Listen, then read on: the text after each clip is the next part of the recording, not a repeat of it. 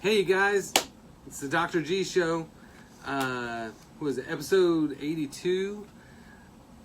Alright.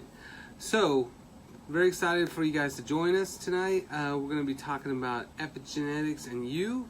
The kind of what do genetics say? We're going to talk about what our, kind of going through what genetics looks like from the beginning to the end. But really, what do the genetics say about you and what can you do about it? So this is going to be several parts that we go through with this. I'm actually going to do my genetics online, or not, my genetics while we're online. And then I guess in several weeks we'll get those back and we'll actually go through that report, which will be very exciting. We'll have a little game with some of this too, because we can, let's see, let me make a note of that. Guess what my heritage is? See if you guys can figure that out. And then we'll get the genetics back, and then we'll know, right? All right. So part of what we want to talk about today, compared to what we've been doing for the last almost month now, which is talking about the kind of unresolutions. So we wanted to talk about how to make sustainable changes in our life, and we'll touch on some of that as we go on in our series for the 2018 season. But with genetics, we're going to have several parts of this. Please share this video with your friends, your family. This is one of those really interesting topics that people have a lot of curiosity about. So if you guys have questions, feel free to post those. I'll try to get all those answered for you. I think last week I did a lot better at that. So we're talking about epigenetics or genetics, and we want to talk about genetic testing. We want to talk about interpreting those reports. So when we get that back, we'll go through that. There will be about 20,000 genes that are tested on the back end of the report. So if you've ever had this testing done before, there's the front part where they tell you like a handful of things like that. And then there's the back end, which is where doctors and researchers can actually plug that into software, and then you can kind of see what's really going on with the rest of your genes. So usually with patients that we had in the past, when they do genetic testing, we'll get the report back, and it might be like, I don't know, 10 or 12 things that they tell the patient about, or the end user about. But on the back end, when we put it through the software, it'll have 20,000 genes and probably about 200 to 400 mutations that we'll go through. And I want to talk about that a little bit more too as we go through this, because really, the very last thing on this paper is the DNA is not your destiny. So just because a person has that mutation doesn't mean that they're going to have a disease from that. So that's a very important thing to talk about. There's two really cool things that we'll cover in the next couple weeks. And one of those is what's called epigenetics, and then we'll talk about toxins. So there's a lot of chemicals that people are exposed to that cause direct mutation of genes, whether epigenetically or hard code genetics. And then also what nutrients and what foods do we eat that literally change our genetics. So that's a very exciting approach. And there's a really good book that I used from the very beginning called Nutrients and Epigenetics by Dr. Cho. And this book is not for the average person. This is like the most mind-blowing, research-dominated book ever. But sometimes people ask if I have tons of books in my other office. I had, I think, 4 or 5 books, 2, 4, 5, 6, maybe 6 bookshelves, and it's full of books. And people always say, "Do you read all those books?" And I'm like, no, because most of the books are just kind of like, They have like a little bit of good stuff in them, but the rest is kind of crap. But this one, I wrote all over this book because this was one of the most fascinating reads I had, except for especially for application. But really, it's a very dry, boring read because it's just pure knowledge and research. So I had to really kind of go through here and figure out how to translate this research into a usable treatment protocol for patients that needed that. So if you guys have questions as we go through this, feel free to ask. this is kind of like a pretty intense topic sometimes. So I'm going to try to kind of simplify things in the beginning, but really, if I talk too much medicalese, if you will, let me know, okay? Just say, hey, what the hell does that mean, okay? So I want to start off by maybe explaining a few things kind of when we talk about DNA. So DNA lives in your cells, and that basically is you, okay? So it lives in your cell, and inside the middle of your cell is your nucleus. And inside the nucleus is where your genetic material is, and you make proteins, package them, and send them in and out of the cells. And then those drive functions. So if you took one of these strands of DNA and you stretched it all the way out into just a string, it would be about 6 feet long. So it's a tremendous amount of information. But yet, if you take it and you wind it up really, really tightly, that 6 feet of information, it'll make a chromosome. So chromosome is tightly wound DNA, and as you guys know, you have 46 pairs of chromosomes. If you wind that up really, really tightly, then you get a chromosome. So that 6 foot of string into a chromosome is not even recognizable or visible by a microscope. I mean, that's how teeny tiny this stuff is. But it's an amazing amount of information that's on there. It's kind of, and DNA is in, we said a long string, but it's kind of like a zipper. It's 2 strings, which are kind of sugar phosphate strings, if you will. And then they have these proteins that bind together, like this, that make the zipper. And they only bind to their base pair, or say their lover, okay? So, if we look at this like, I always say T and A and C and G, but so with C and G, cytosine, guanine, they are married. So C always binds to G, G always binds to C, no matter which way on the DNA. It's always bound to those two. Then we have thymine, and not thiamine like B1, but thymine and adenine. I always used to say adenosine, but that's different. But adenine and thymine, those two bind together. That's T and A, right? Or the A and T. But they'll always bind together. So we have these 4 things that always bind in the correct way, or they should, right? For normal DNA. So all the little T's will match to all the A's, and all the A's up here will match to the T's down here. So they'll always perfectly match. So when we take those apart, we match the base pairs onto a new one, and we create 2 strands of DNA. That's probably not helpful. Okay, so you wind that up 6 feet. It's about 3 billion base pairs. So those base pairs are those thymine and the adenine, right, that are bound together.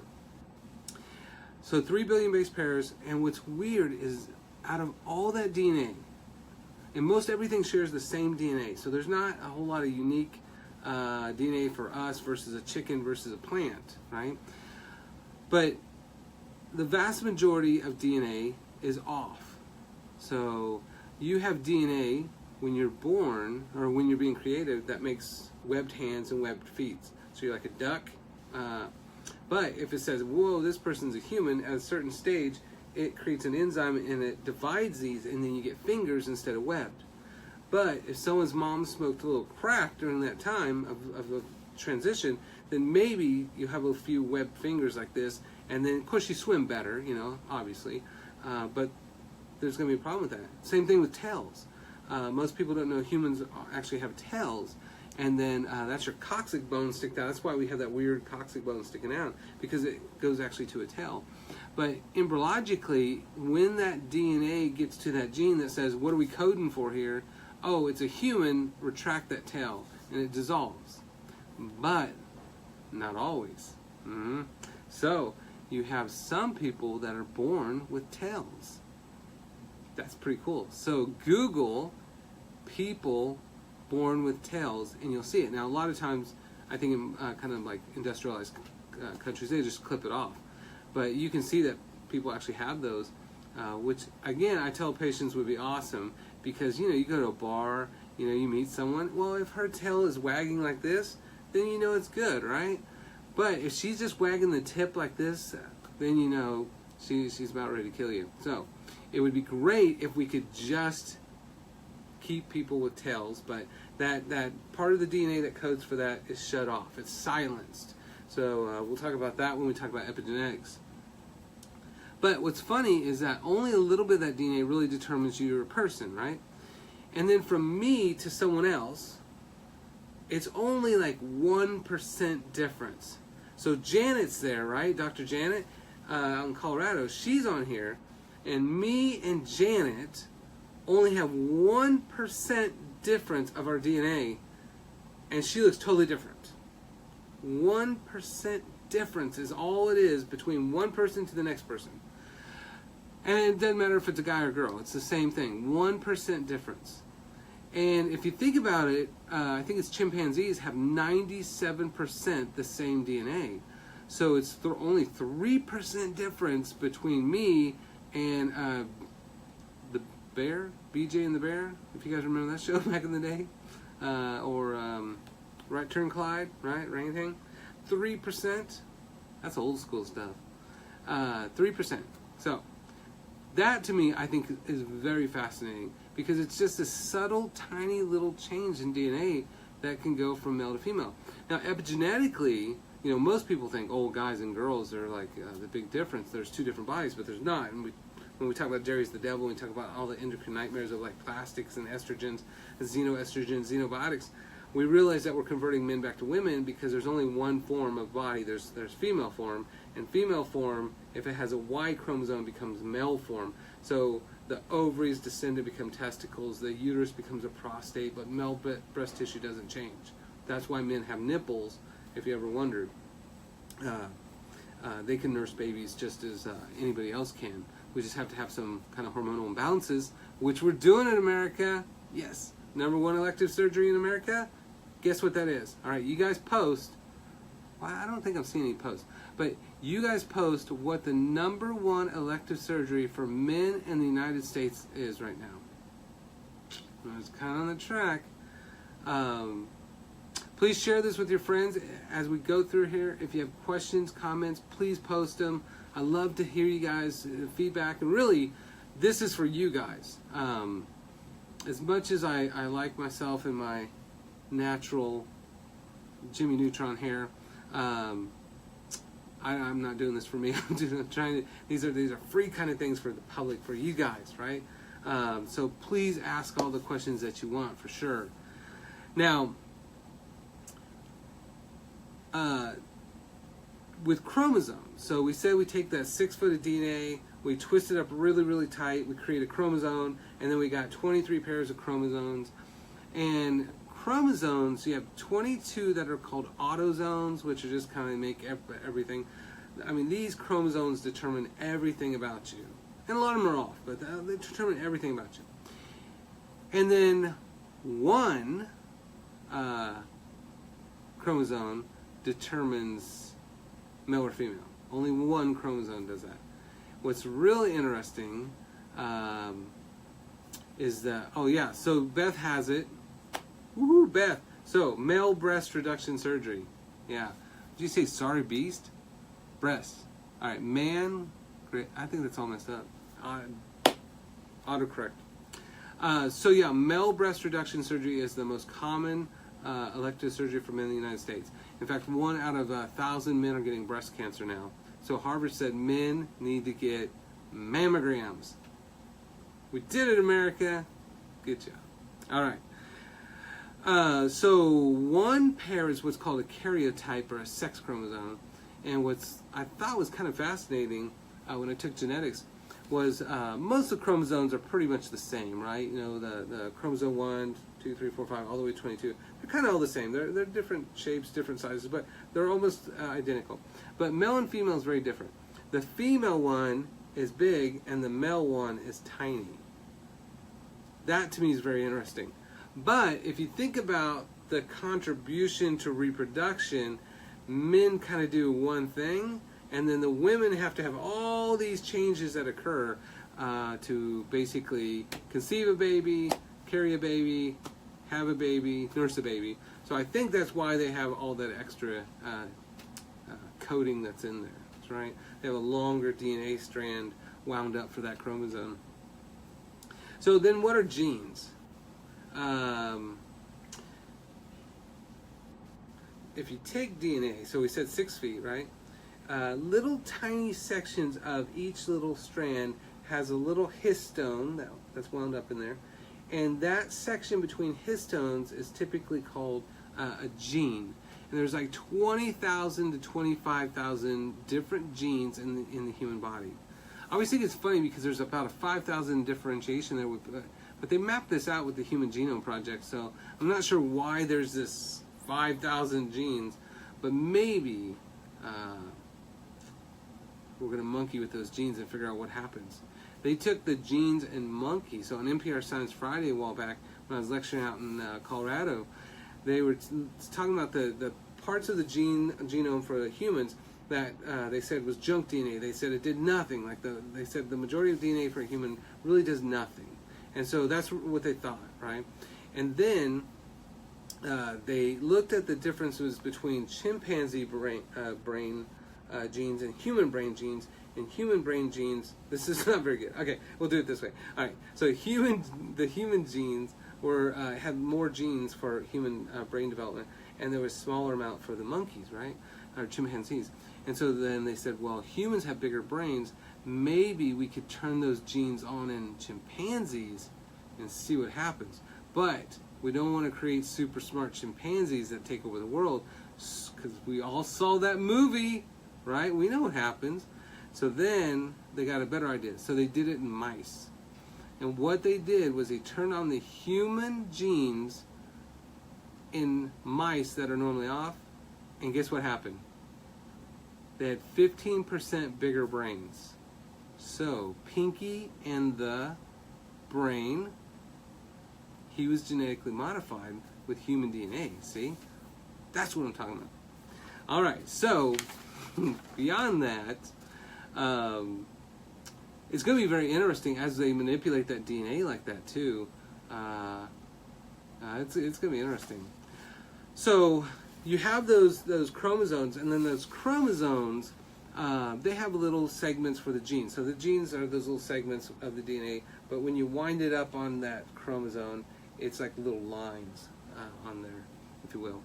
So you'll have genes that say make proteins for metabolism, for brain function, for memory, for mood, for whatever.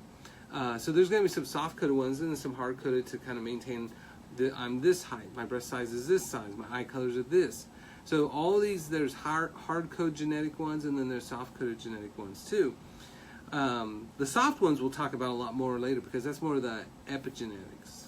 And we'll talk about methylation, ubiquination, sulfurinization, acetylation, histone modification. Which are great words.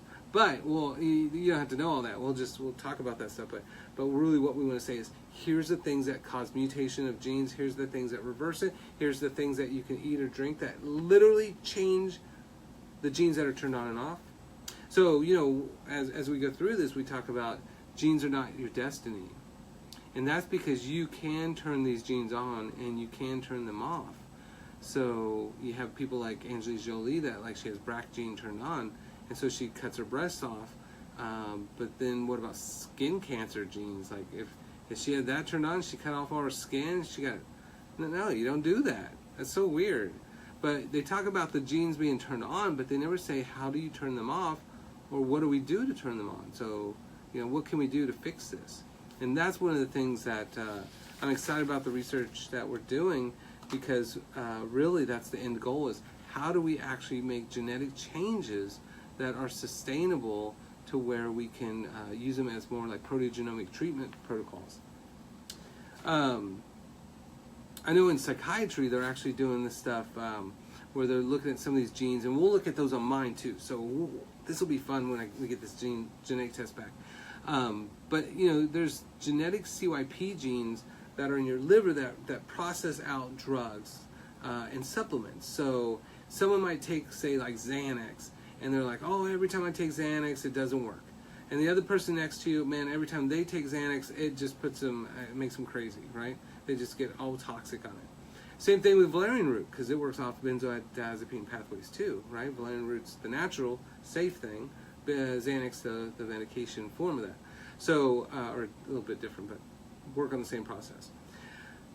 So, it would change how you prescribe a medication. It would change how you prescribe a supplement to physicians in psychiatry or even docs in natural medicine, you know?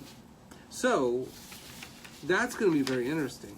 So I want you guys to, a couple questions as we go through this, okay?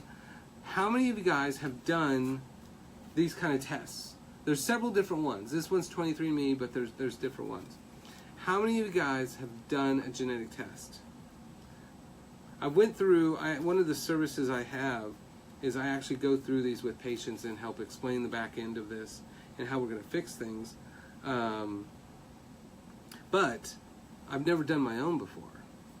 So one of the things, there's this two parts. So it says health, which we'll talk about as we go through this, but ancestry too.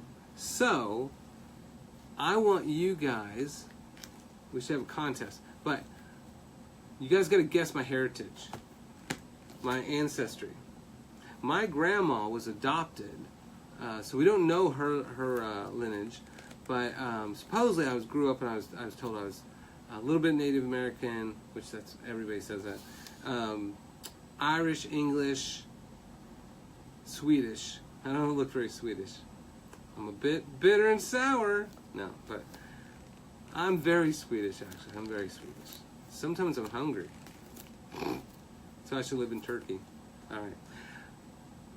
So we got is dad jokes. So let's open this up. You guys guess what my heritage is. And then we're gonna have some interesting discussions on the heritage part too. But let's open this up. We'll do the test, okay? Post your questions as we go through. I think I saw a few questions. I want to make sure. Oh, autocorrect thing. No. Good. Okay. All right. Yeah. So, got my old suture kit from school. Let's see what we got here. We will use these. And so I got 23andMe because it was on sale. It's also what we're using in our research at the university. And I want to be familiar with it, and we'll also have a test case where they can use my stuff for when we put the database together. Oh, okay. I thought for a minute like maybe this was an intelligence test too. Maybe I couldn't figure out how to open it. All right. Oh, okay. So this is pretty good. Put my kit over here. So this says, hey Dr. G. Hey Brianna. Have you done this? All right. It's gonna be interesting. Nobody's done this before, so if you have, post it. Don't post your results. Let's see. So this is what it looks like. Has big exclamation points, so that's nice. Alright, it says no food or drinks for 30 minutes. I'm assuming before the test. Spit to fill the line. We should put it out here and see if I can make it. Close the funnel. Detach the funnel screw cap. Oh, detach it and screw on the cap. Seal in the bag and mail in the kit. So it has a little mail thing on it too. Alright. Alright, so it has a thing for me to register the kit. So I'll do that. I got my biohazard bag. Oh my lord, there's no way I'm gonna spit that much. The hell? Okay, it's not that much. Alright, so I got my cap, this. So look, it says the fill there, right? All the way here. So I thought I had to spit this much. But it looks like it's actually only this much that you have to spit. I'm already salivating. I'm ready for this.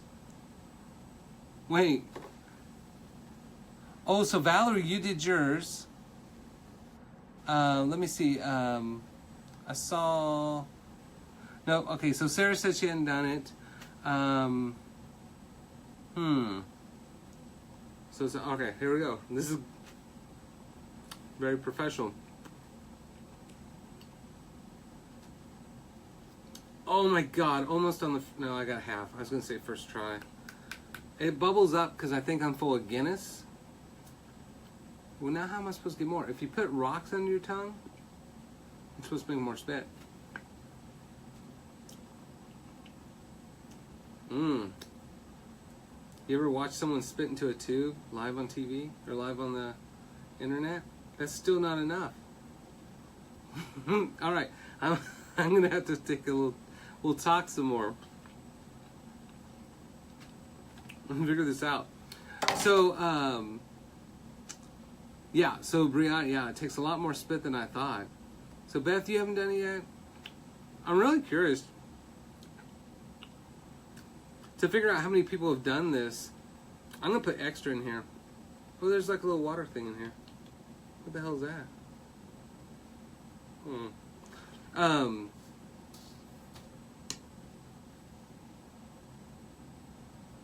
So in the software I use, they actually have a course at Princeton. Is it Princeton? Stanford, where doctors can actually do this test, and then they take a whole course on the interpretation of it. I thought that would be amazing, but they don't offer it online.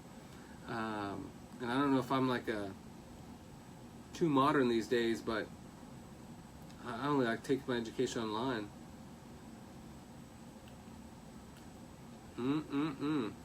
So I don't know what the deal is, because it looks like it's all bubbles. It looks like I've been eating soap or something. And I don't remember eating soap. Well, I think, heritage-wise, that I'm going to find out that I'm Neanderthal. Because one of the things with the Human Genome Project and with all the testing that they found out, they found out that like white people are Neanderthals, and true DNA, like modern DNA, modern human DNA, is from Africa.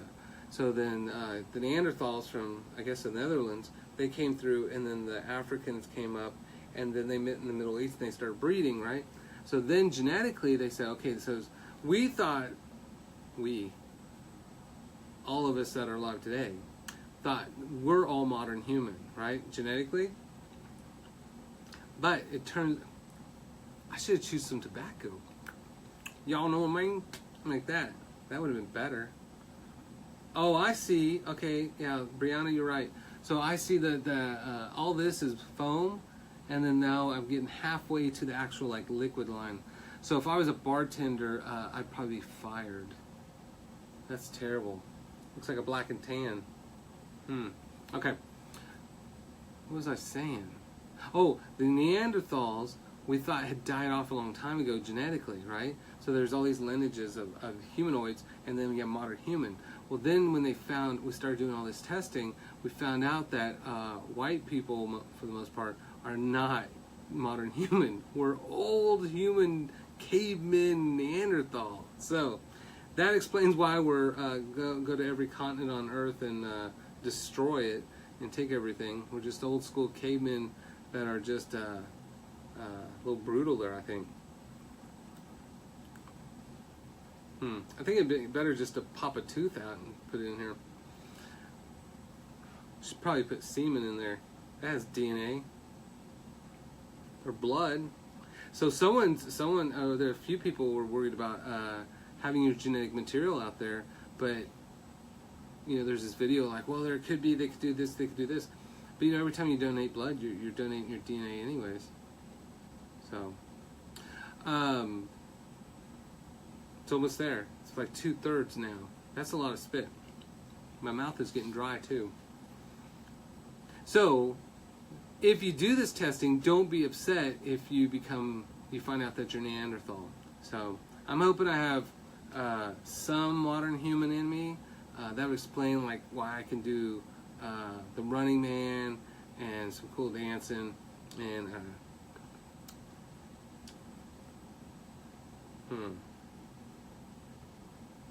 it's almost there. Okay, so you guys aren't asking very many questions or guessing my heritage. You can't just put white. Like, I think I had one patient come back and their heritage was like 99, I think it was 99.9% British or something, or English or something like that. Like, it was just like, you are the whitest person in the world. Like, you have no other culture involved. So when we get this back, there'll be two different reports. So some of you guys have done this, you know, you'll notice this part, but it has disease risk, and it looks like there's 12 that they do. There's 10 traits that they do, 21 carrier statuses, and then 8 drug responses. Which is kind of messed up because on the back end there is a ton more. Now, when they first started doing this, giving those reports, they actually, the FDA came down on them and said they couldn't do it because I thought this was a cheek swab now. Good Lord. That's a lot of spit. Okay. They came down on them because the reports scared people because they really believed that if I have this genetic trait for a disease, I'm going to have the disease, but that's not true. DNA is not your destiny at all. What's up, Newman? All right, so Brianna says, I have Neanderthal variants and am 99.4% European. So who's peeing? European. Dang. Still not there. If you guys do this test, I thought it was going to be a cheek swab. If you guys do this test, drink lots of water before you do it. My mouth and throat are dry. I can't drink. So on the disease traits or disease risks, like on this sample here, it has for psoriasis, Crohn's, prostate, venous thromboembolism, celiac disease. Now, one of the interesting things is I've had several patients that brought in these reports for us, and you know, one of the things is when we look at the genetics on the back end, you would expect to maybe see some of that. So like I had a patient that had fertility issues, and so again we looked at all the DNA, no fertility genes. There's a whole bunch for fertility, but there were none that were mutated for her. So it was only hormonal, nutritional type of problem. Had several that come in with like Crohn's, ulcerative colitis. It's almost there. Whoops. Oh, there it is. See? It is almost there. Because look, that's almost all foam. This is all foam, and then it's almost all there. So, I did it. All right. So, you know, when they come in, they're like, everybody thinks it's genetic, but the reality is that 99% of things are not genetic. They are just lifestyle. They are just diet. And that's one of the things I love about the way that I treat I know what that, this liquid here, in this thing here, there's a liquid in there. I was trying to figure that out. But when you close this thing, there's a little sharp part here, and that perforates this. So that's got to be the stabilization solution. All right, so that's above and beyond. I probably shouldn't put any more. I'm going to let that calm down a little bit. Then we'll close it up and send it off here. So, all right, we should do that. I think it's ready. Ready?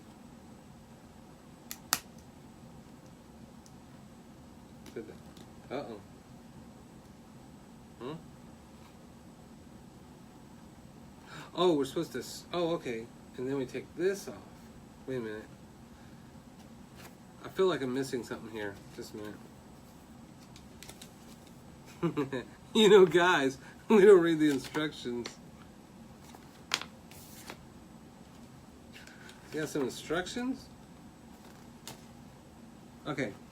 It says, spit to fill the line. So I feel, oh, I'm way above the line now. Oh, that's probably that solution in there. Okay, close the funnel. I did that. Detach the funnel. Oh, okay. All right. I guess I don't shake it up or anything. Well, I think I put extra in there.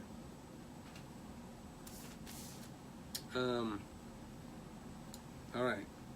I think I'm gonna get saliva everywhere. Oh, good. Okay. So detach this. So now that's the solution. So look, there's quite a bit of solution. And then the there's still a little bit of foam in there. And then put the cap on. See, I don't need instructions. All right, cap on. Seal in the bag. You guys remember when I did my own blood? It's all wet. I think there's alcohol or something. All right. All right. No, that doesn't. There we go. All right. Okay, seal the bag. It has a little thing that says, no lid, the cap. Okay. Then I mail it back. They don't say to put it back in here, but I think you need to put it back in there. Okay.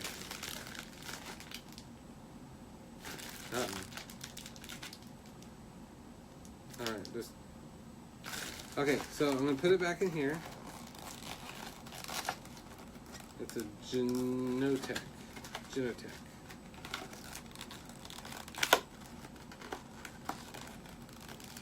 This ain't rocket science. Okay. That's it? Doesn't have my name or anything in here?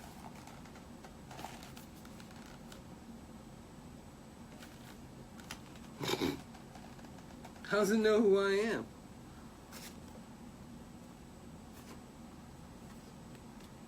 Register this kit. Your sample will not be processed till it's registered. Now registered on... Oh, here's some more stuff. Registered online. Who's done this before? Is Darth Vader my father? It's my Faja. It's my Faja.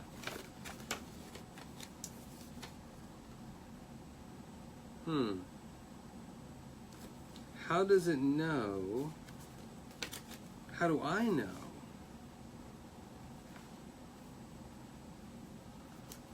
How does it know it's me? Human specimen. Well, I don't know. It didn't have any paperwork. I guess I just sent it in. You guys know how to do this? Brianna? Isn't there a kit number? It's a good question. There's something. I don't know. I don't know. This is weird. Okay. Oh, wait. Here's a... And don't forget to register. Oh, it's from the barcode. Okay. The barcode? Anybody see a barcode?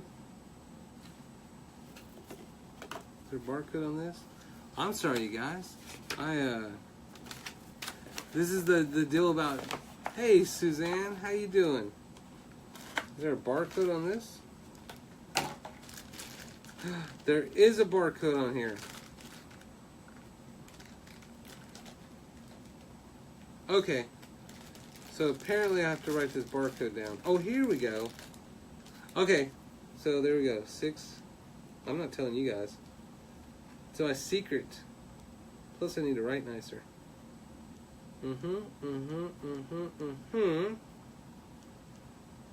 Can't cheat off me here. 2-9. And it'd be cool if someone else did theirs at the same time here. I got this off Amazon. Alright, I got my barcode. Got to figure it out. Thank you, Brianna. Alright. Alright, now I feel better about this. Okay. So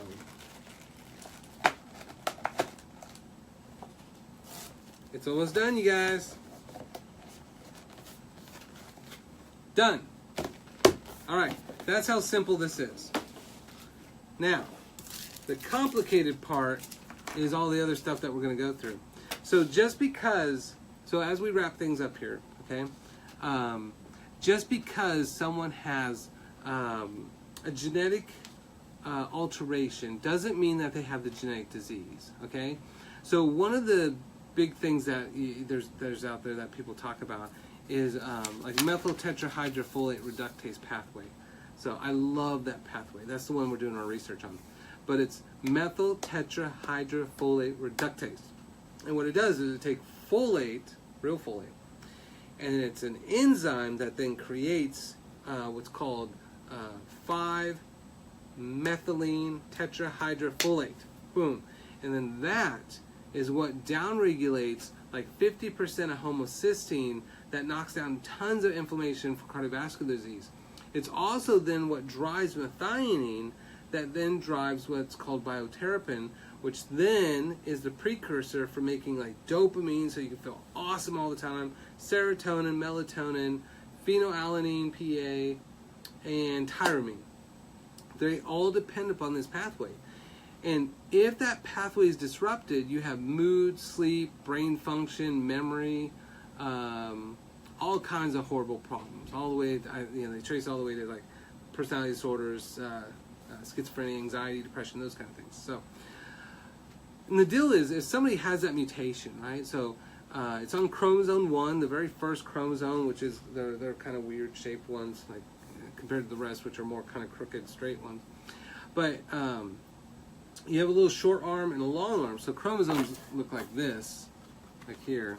So you have a little short arm at top and a long arm at the bottom, and the P is short and the Q is long. So when you look at the genes, well, like here, if you look at this is a chromosome, mom and dad, right? One each that you got. And then there's those little lines. Well, those lines are specific genes. So this one here, okay, let's pretend, that looks probably right. Let's pretend this is chromosome 1, right? So at the very, very top here, at 36.22, that's where the gene for methyl tetrahydrofolate reductase is. So if that gene is mutated, if one of those cytosine and adenine, or the CNG, not see, thymine and adenine. If one of those are messed up, then it'll be mutated. So if that, instead of T binding to A, if it binds to C or G, then that gene won't work, and then you'll have this what's called methyl tetrahydrofolate reductase mutation. And so then you don't convert folate into methylene tetrahydrofolate, and then you have, say, changes in your behavior and mood. And when you look at that, sometimes the people think, like, even if you have that gene mutation, well, that's what I'm screwed at that point.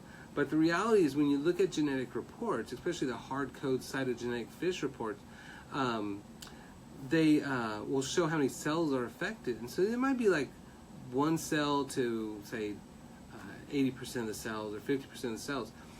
And so what happens is it really just creates a sluggishness in that. So if you have like a 1298 or a C6,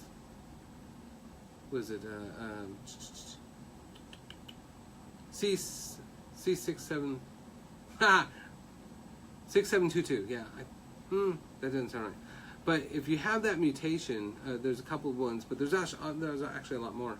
But then, if you have one of those, it might be like 30% decrease in that metabolism of that folate because of that mutation. So that's the nice thing about having every single cell have their own chromosomes. So it doesn't mean every cell is affected by this, but it can be very problematic. So you might have somebody with a methyl tetrahydrofolate reductase mutation at that chromosome 1p 36.22, that very first, almost like second or third one down, and they may have no effect at all. But then you have someone else has that same exact mutation. Hey, Rhonda. And, Janet, there he goes. C677, right? So, yeah, 677. I was adding a 2 in there. Why was I adding a 2? This is my research. I don't know what I'm doing.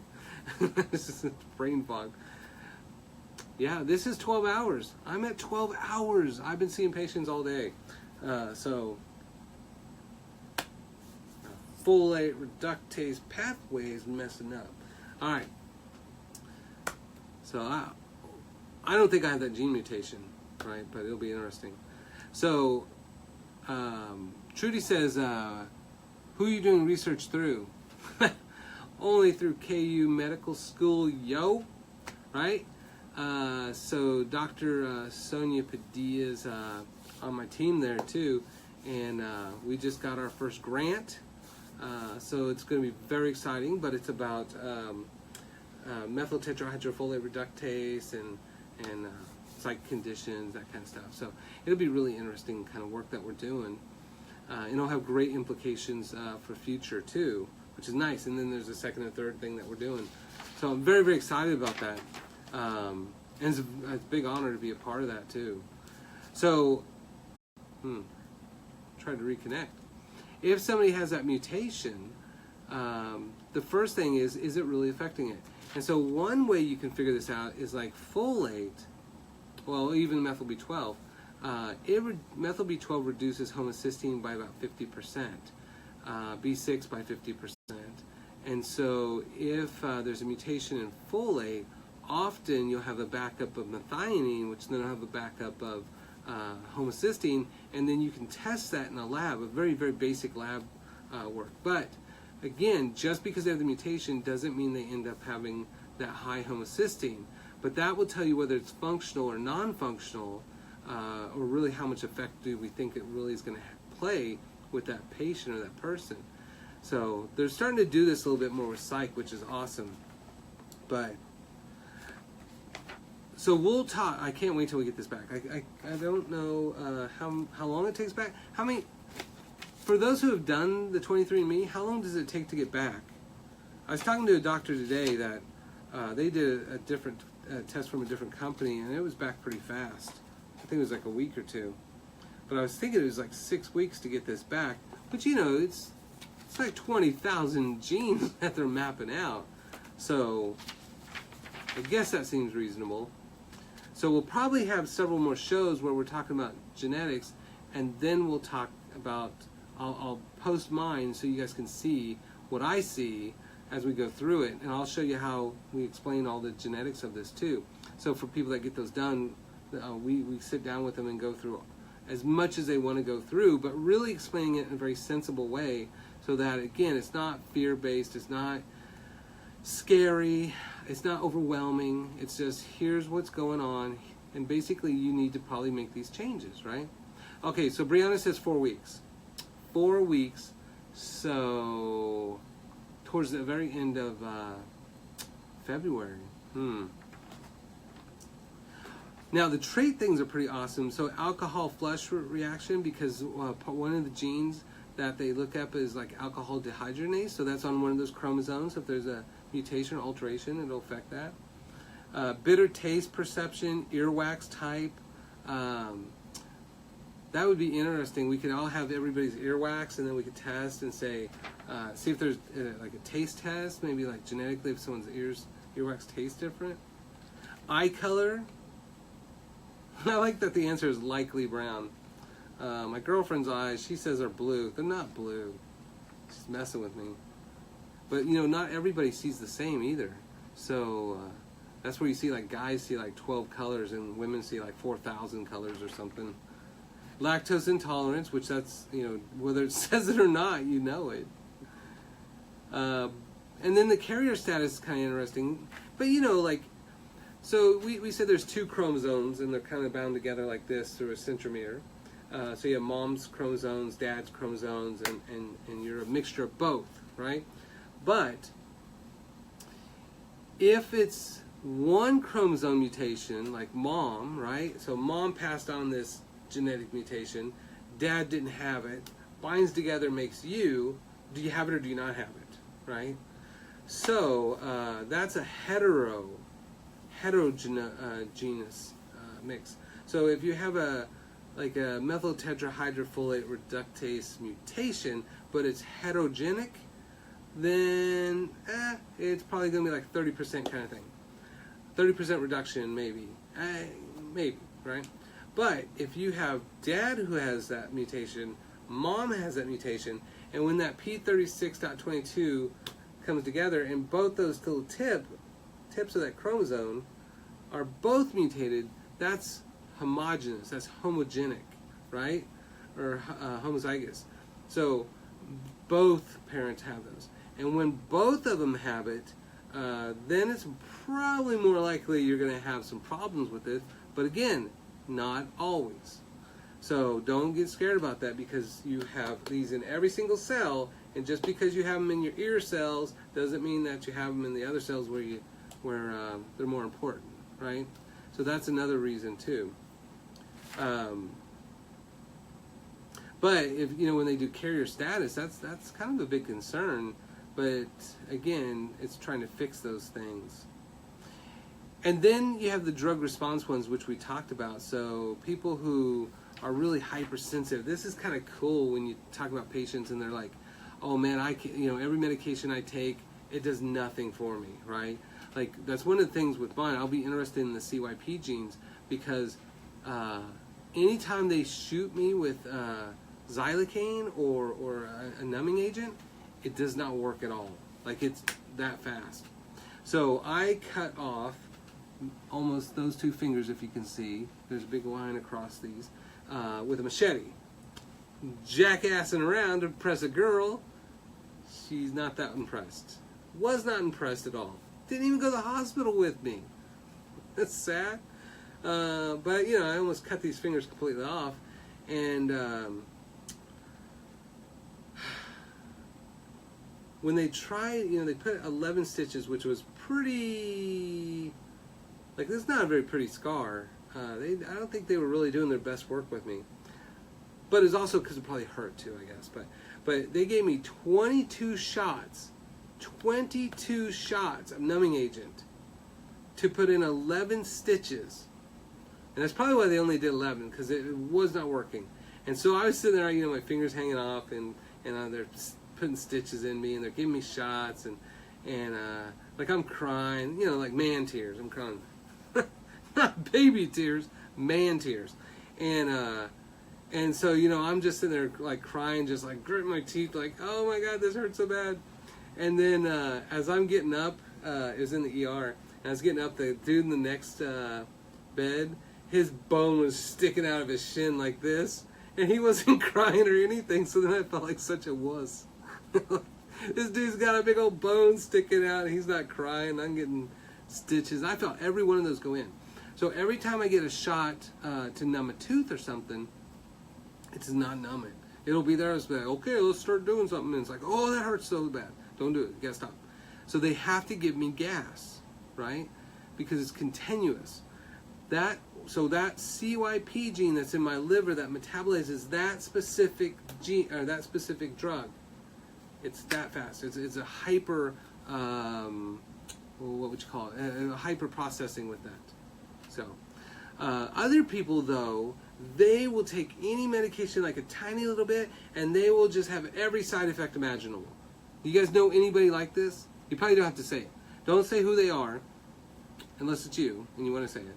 But people probably know others like this. I mean, they take a little bit of any medication, they're the ones that have every side effect. Well, that CYP gene for them is a hypometabolizer, right? It's not functioning as well. So that specific gene on that specific chromosome, on that specific section of DNA is mutated, and typically you can have a translocation, you can twist 3 of them around for trisomy, but those binding pairs that should be like this maybe are just moved over like this. And so that mutation's there. Now what we're going to talk about next week is how do we, what chemicals cause those specific mutations. And what's really amazing is we know these. It's well published. But what do? Not a damn thing, right? Nobody's talking about this stuff. So I'm very surprised when patients come in with genetic reports of how easy it is to find that genetic mutator, right? Like literally, I know you can look up and say, this causes this gene mutation, right? So that's pretty interesting. And we had a patient once with Peutz-Jeghers, which is a STK11 gene mutation, or LBK1 gene mutation, and I forget which chromosome that is, but it took me 6 months of research. That was the only hard one I've ever had. It took me 6 months of trying to figure out what chemical is known to mutate that specific gene, and then come to find out it was a chemical that's in pesticides or insecticides that are sprayed on oranges to kill fruit flies. And when they do that, it mutates that LBK1 gene in the Drosophila, and then when people are exposed to that, they have the same gene, because again, we share all the same genetics. So now that person gets the mutation, and they're constantly exposed to it. And if you have this much mutation and this much repair, great, you're winning. Every single cell in your body has to make 10,000 DNA repairs every single day per cell, right? 50 trillion cells times 10,000. So I'm not a math whiz, but that's a big number, right? But if the amount of mutators that we have are this much that mutate that specific gene, and this is our ability to repair it, then it's going to maintain. And not in every cell, but enough cells that it becomes a chronic problem. And eventually, if they're oncogenes, they'll become cancer.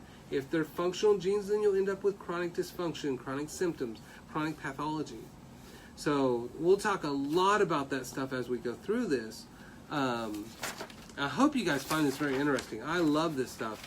You guys are being a little quiet with the posting this time. So I hope you guys understand. So DNA, wind it up, you make chromosomes. You take little sections of DNA, and that's genes that control the output of function for the body. What else? Oh, this was pretty interesting. I made a couple notes here. I already told you that. I already did it. Yeah, I already told you. Those genes control every process in the body. So, well, thank you, Rhonda. Thank you, Brianna. So as we close, next time we're going to talk about epigenetics and the known mutators of DNA. So one thing I'd like you guys to do too is if you've done this test and you have a specific gene you want to know about, if it's like STAT gene, HDAC, SIRT, BRAC gene, whatever it is, STAC gene, just post that, and I'll try to look some of those up. So that'd be kind of interesting. Otherwise, I'll take ones that I already know that I've had looked up for other people, and we'll talk about those.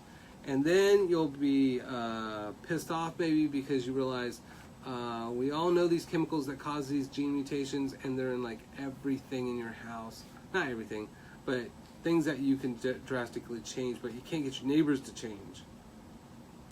So if you guys watch this online, let me know if you guys have had the testing done, if you feel comfortable with saying.